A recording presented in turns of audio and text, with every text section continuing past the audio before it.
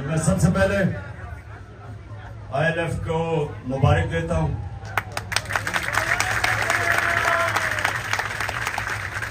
जिस तरह आपने सुप्रीम कोर्ट और उसके अलावा भी जो प्रोटेस्ट हुई रूल ऑफ लॉ के लिए, जिस तरह आपने उसके लिए शिरकत की, तो मैं आपको मुबारक देता हूं, क्योंकि आप एक मूवमेंट का हिस्सा हो। और ये समझने वाली बात है कि ये पाकिस्तान की वो मूवमेंट है कि अगर यहां हम शुरू में इस मुल्क में रूल ऑफ लॉ आ जाता, जब पाकिस्तान बना था, तो ये भी मुल्क आज कोई मलेशिया सिंगापुर की तरह का खुशहाल मुल्क होता। जब इस शदाब ने बात की कि सिर्फ एक वजह के पाकिस्तान ऊपर नहीं आ सका अब तक, क्योंकि अल्लाह ने जो ये जमीन है हर किस्म की नेमतें बख्शी है इस पर। मैं जो 3.5 साल प्राइम मिनिस्टर रहा, मुझे तब अंदाजा होना शुरू हुआ कि अल्लाह ने इस मुल्क में कितनी नेमतें बख्शी।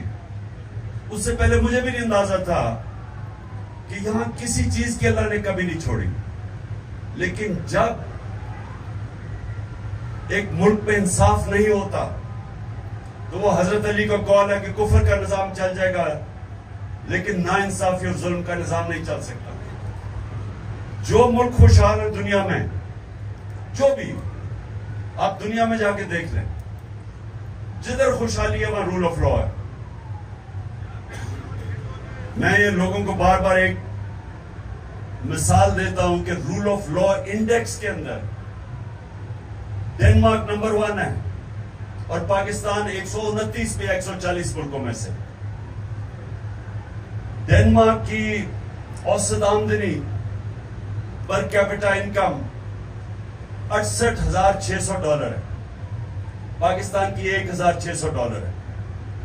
और अगर डेनमार्क के मसाइल और पाकिस्तान के मसाइल देखे तो कोई मुकाबला ही नहीं है। यहां हर कुछ है, 12 तो मौसम है पाकिस्तान में, और उसके अलावा जो जरखेज तरीन जमीन है। यानी हमने क्यों नहीं आज पाकिस्तान की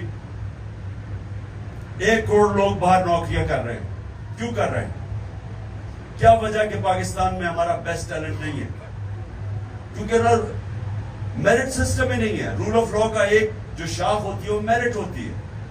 तो जब मेरिट ही ना हो माशरे में, तो उस माशरे के अंदर तो कोई प्रोग्रेस का चांस ही नहीं है। न्यूजीलैंड 50 लाख आबादी है, तकरीबन 50 लाख आबादी है। पाकिस्तान की 23 करोड़ आबादी है। न्यूजीलैंड की जो क्रिकेट टीम है अभी आ रही है पाकिस्तान, 50 लाख की टीम पाकिस्तान का मुकाबला कर सकती है, हिंदुस्तान का मुकाबला कर लेती है। क्यों? क्योंकि उनका बेहतरीन मेरिट सिस्टम है जो टैलेंट ऊपर ले आता है। मुल्क वो आगे जाता है जिसका टैलेंट ऊपर आता है। तो जब एक मुल्क के अंदर एक सिस्टम टैलेंट को ऊपर ही नहीं आने देता, तो बेस्ट टैलेंट मुल्क से बाहर है। आज आप हैरान होंगे कि किस तरह के क्वालिटी के पाकिस्तानी आज पाकिस्तान से बाहर बैठे हुए हर फील्ड में। सिर्फ जो 10, आप ये सोचें कि 10 जो टॉप अमेरिका में पाकिस्तानी अमेरिकन बिजनेसमैन है, जो 10, हम IMF से $6 अरब के पीछे घुटनों के ऊपर उनके सामने भीख मांग रहे हैं। $6 अरब के पीछे 10 पाकिस्तानियों का $25 अरब वेल्थ है, वर्थ है $25 अरब। जो 16,000 पाकिस्तानी डॉक्टर है अमेरिका में, उनकी वर्थ, नेट वर्थ $200 अरब है। हमारे सिर्फ जो 20,000 पाकिस्तानियों ने जिन्होंने प्रॉपर्टी ली हुई है दुबई में, 20,000 पाकिस्तानियों ने $10.4 अरब की प्रॉपर्टी ली हुई। तो मुल्क गरीब है, पाकिस्तानी अमीर है, और उसकी वजह सिर्फ यह कि यहां रूल ऑफ लॉ नहीं। ताकतवर तबका कानून से ऊपर है, बाकी लोगों को इंसाफ नहीं मिलता। जो ताकतवर है वो कत्ल करके भी बच जाता है। जिन्होंने मेरे पे गोलियां चलाई, मैं FIR नहीं उनकी कटवा सका, एक्स प्राइम मिनिस्टर। और फिर जो JIT बनी, हम पंजाब की गवर्नमेंट में हैं, हमारी गवर्नमेंट थी तब पंजाब में, हमारी पुलिस थी। जेआईटी हम पंजाब के अंदर अपनी गवर्नमेंट में होते हुए हम सही माने में हमें उन्होंने तफ्तीश करने नहीं दी। उन्होंने सबटाज कर दिया, जो रिकॉर्ड था जेआईटी का वो सबटाज किया। तो अगर मेरे से ये हो सकता है, सोचे आम आदमियों से क्या होता होगा। जो आम हमारा आदमी है वो जकड़ा हुआ है थाना कचहरी पटवारी की पॉलिटिक्स पे, देहात में। वही जाता है इंग्लैंड अमेरिका जाता है, यूरोप जाता है। वो क्यों ऊपर चला जाता है? क्योंकि वहां कोई कब्जा ग्रुप नहीं है, रूल ऑफ लॉ है। वहां कोई ताकतवर कमजोर की जमीन पे कब्जा नहीं करता, क्योंकि कब्जा ग्रुप तो कमजोर की जमीन पे करता है। लेकिन वहां कमजोर को तहफ्फुज है, कानून है वहां। जब हजरत अबू बकर, हजरत उमर और जब हजरत अली खलीफा बने, सब ने पहली स्टेटमेंट दी कि हम ताकतवर और कमजोर को कानून में एक बराबर रखेंगे, ताकतवर को कानून के नीचे लेके आएंगे, इंसाफ कायम करेंगे। पहली मिशन स्टेटमेंट्स थी उनकी। और इसलिए मुसलमान आजाद हो गए, और वो आजाद लोगों ने एक अजीम दुनिया की सुपर पावर बन गए। तो हमारे सामने तो रुकावट ही है कि एस्टेब्लिशमेंट है वो कानून के ऊपर है। ये तो जो पार्टीज है ये चोरी करके एनआरओ ले लेती है। कभी सुना आज तक किसी यूरोप अमेरिकन किसी सिस्टम में किसी को एनआरओ मिला? आप पब्लिक का पैसा चोरी करें, कोई दुनिया का मुहज्जब माशरा आपको माफ नहीं करेगा। प्राइवेट चोरी माफ कर देगा, पब्लिक का पैसा कभी माफ नहीं करेगा। या पहले एनआरओ ले गए 2008 में, और अब फिर एनआरओ ले गए। एनआरओ का मतलब ये कि जो मेरे नबी सल्लल्लाहु अलैहि वसल्लम ने 1500 साल पहले तकरीबन कहा था कि जब एक कौम ताकतवर मुजरिम को सजा नहीं देती और कमजोर मुजरिमों को सजा देती है, वो तबाह हो जाती है। तो यही तो एनआरओ है। ये आपके सामने वो जो उन्होंने 1500 साल पहले बात की, आपके सामने है। क्योंकि छोटा चोर नुकसान नहीं पहुंचाता इतना। पटवारी वगैरह ये जो चोरी करते हैं या थानेदार, वो क्या कर लेंगे? ज्यादा ज्यादा एक गाड़ी ले लेंगे, जितना भी चोरी करेंगे वो मुल्क में पैसा रखेगा। ये इतनी बड़ी चोरी करते हैं कि इनको पैसा बाहर भेजना पड़ता है। तो पहले चोरी का नुकसान, बड़ी चोरी का, फिर जब पैसा बाहर भेजते हैं, डॉलर्स लेके पैसा बाहर भेजते हैं, तो डॉलर एंड में कम हो जाता है, डॉलर ऊपर चला जाता है, रुपए की कीमत गिरती है, महंगाई आ जाती है, गुर्बत बढ़ जाती है। ये हमारे मुल्क पे नहीं, ये सारी डेवलपिंग वर्ल्ड के अंदर यही मसला है। नाइजीरिया तेल के जखीरे पे बैठा हुआ है, सबसे ज्यादा तेल है अफ्रीका में, और गुर्बत भी है। क्योंकि वहां भी वो बड़े बड़े जो चोर हैं, वो डाकू हैं, उनको नहीं पकड़ सकते। वो सारा पैसा चोरी करके बाहर भेज देते हैं। तो हमारा मसला और आप सब के लिए, क्योंकि आप वो कम्युनिटी हैं जो ये समझती हैं, आप कानूनदान हैं, आपको समझ है इस चीज की। आपको समझना चाहिए कि ये जो अब मूवमेंट चल रही है रूल ऑफ लॉ की, इसके ये रुकेगी नहीं अभी, क्योंकि ये जद्दोजहद है, ये जहाद है। इंसाफ जो है बस अभी आपने और जिंदा होना है इंशाल्लाह, इससे ज्यादा मैं आपको सुना सकूं।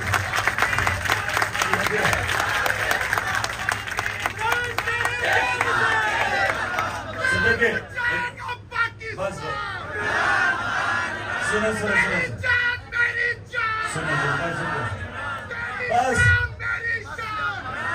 सुनो मेरी बात। अभी सारी एनर्जी यही ना खत्म कर दे, रोजे में वैसे कम होगी, चोर में जाके कर देंगे। अभी मेरी बात सुन ले, आगे अभी आपके इम्तिहान है, क्योंकि इस वक्त एक बड़ा तगड़ा माफिया इस मुल्क में कानून की हुक्मरानी नहीं आने दे रहा। इन्होंने पूरी कोशिश करनी है, ये जो भी 90 दिन के अंदर जो सुप्रीम कोर्ट, और हम दाद देते हैं आज सुप्रीम कोर्ट को और चीफ जस्टिस को,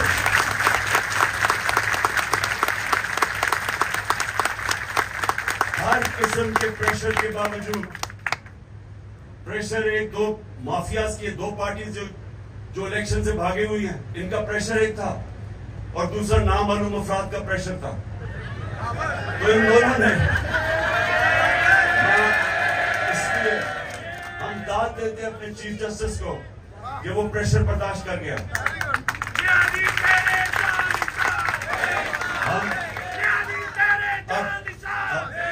कदम बढ़ाओ चीफ जस्टिस, हम तुम्हारे साथ हैं। कदम बढ़ाओ चीफ जस्टिस, हम तुम्हारे साथ हैं। कदम बढ़ाओ चीफ जस्टिस, हम तुम्हारे साथ हैं। बढ़ाओ चीफ जस्टिस, हम तुम्हारे साथ हैं।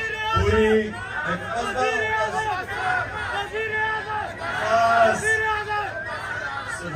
तेरा एक इशारा, तेरा एक इशारा, बस सुने, मैं जरा आखिरी 2 बातें आपके सामने कर दूं। सुनने मेरी बात। इस वक्त इन्होंने पूरी कोशिश करनी है अभी भी इलेक्शन ना करने की, ये पूरी कोशिश करेंगे। तो इसलिए आप सबको तैयारी करनी चाहिए।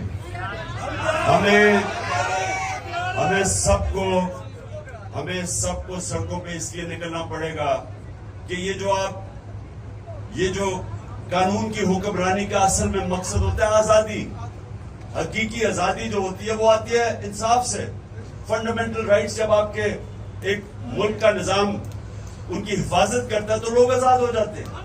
एक मिनट, अभी नहीं, बस और बस करो।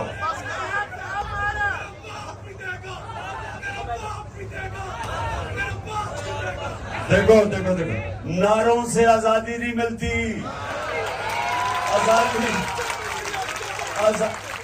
आजादी कोई प्लेट में पकड़ा के नहीं देता, जद्दोजहद करनी पड़ती है। और उसके लिए हकीकी आजादी के लिए इंशाअल्लाह हमने पूरी तरह जद्दोजहद करनी है। और आप सब ने मिलके और सब वकीलों को, ILF आपका काम होना चाहिए, बाकी भी आप बाकी भी वकीलों को मिलाएं, क्योंकि सारे वकील आइन और कानून के साथ खड़े हैं। इन सबको मिला के आपको ये जो माफियाज हैं, वकीलों में भी माफिया है। माफिया कैसा? पैसा चल रहा है, इनको तो पैसा चल रहा है। तो आपको तैयार होना पड़ेगा, नजर रखनी पड़ेगी। अभी भी ये इलेक्शन से निकलने की कोशिश करेंगे और हमने इनको इलेक्शन से निकलने नहीं देना। ये जो आपको पता ना, हम जब छोटे में जब क्रिकेट खेलता था बचपन में, तो जब ऐसी भी रोंदू टीमें आती थी, जब वो हारने लगती थी ना, वो विकेट उठा के भाग जाते थे। तो अब ये भी विकेट उठा के भाग रहे हैं। हम कह रहे वापस आओ, खेलो मैच, भाग रहे हैं इलेक्शन।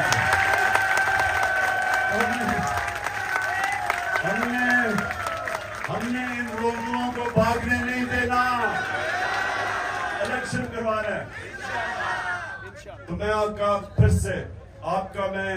आपको मैं खराज तहसीन पेश करता हूं। जिस तरह सुप्रीम कोर्ट के बाहर निकले और चीफ जस्टिस के साथ खड़े हुए, सबको मैं खराज तहसीन पेश करता हूं। और प्लीज आप सब तैयार रहें। मैं आपको शादाब हसन के थ्रू आपको बताता रहूंगा, क्योंकि इन्होंने अभी ये डर्टी हैरी वगैरह ने प्लान किया हुआ कि हमारे अभी आज अली ज़ैदी को पकड़ लिया, उससे पहले वकास समझद हमारे सोशल मीडिया के लड़कों को पकड़ लिया, अली अमीन को, गंडापुर को पकड़ लिया। तो हमने सबने तैयार रहना। उससे पहले मेरा जो सिक्योरिटी इंचार्ज था इफ्तिखार गुमन, उसको पकड़ लिया। उससे पहले मेरा उसको उठा के ले गए, जो मेरा बनी गाला में वो घर देखता था, उसको उठा के ले गए। खलसामे को उठा के ले गए। अजहर मशवानी को 7 दिन के लिए गायब कर दिया। तो ये जो इस मुल्क के अंदर जंगल का कानून है, इसके खिलाफ हमने सबने जहाद करनी। जंगल का कानून है, जब चाहे जिसे पकड़ ले और जो मर्जी किसी से कर ले, उनको डर ना हो, कानून का कोई इनको फिक्र ना हो, क्योंकि कानून से ऊपर बैठे हुए हैं। तो ये है हमारी जंग, और इंशाल्लाह आप सबने मेरे साथ मिलकर इंशाल्लाह हम कामयाब होंगे।